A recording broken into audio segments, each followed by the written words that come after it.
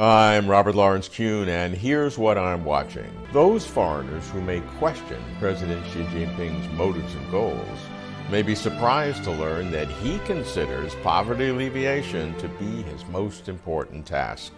It's his signature program. He's staking his political capital on its success. To appreciate Xi's driving motivation, one must understand the context of this special year, 2020, which has been long tapped to usher in the moderately prosperous society, the first of the two centenary goals that compose what Xi calls the great rejuvenation of the Chinese nation as the Chinese dream. The first centenary goal, the moderately prosperous society, reflects the fact that the CPC's 100th anniversary is in 2021. The original formulation of the moderately prosperous society defined it in quantitative terms: to achieve GDP and per capita income of urban and rural residents by 2020 as double that of 2010. She said, "We cannot announce the complete construction of a moderately prosperous society on the one hand if the living standards of tens of millions of people, on the other hand, are below the poverty line." There was a powerful prescription that set national policy, made more challenging, of course, by the pandemic.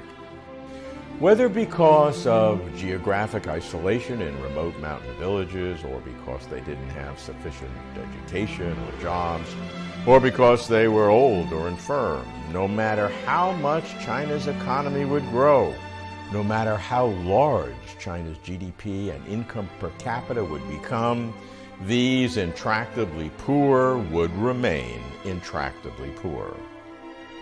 I did not appreciate all that is required for precision poverty alleviation until I started visiting poor regions, especially those remote mountain villages.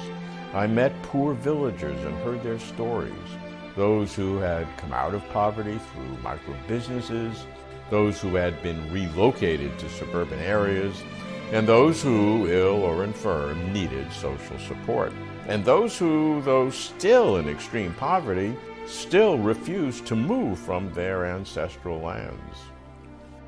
And for those foreigners who marvel at how China contained COVID-19, the common root of China winning the war to contain the coronavirus and China winning the war to eradicate extreme poverty is the CPC's governance structure and organizational capacity.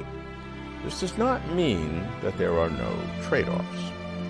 Thus, to comprehend China's poverty alleviation program is to comprehend how China's party-led governance system actually works.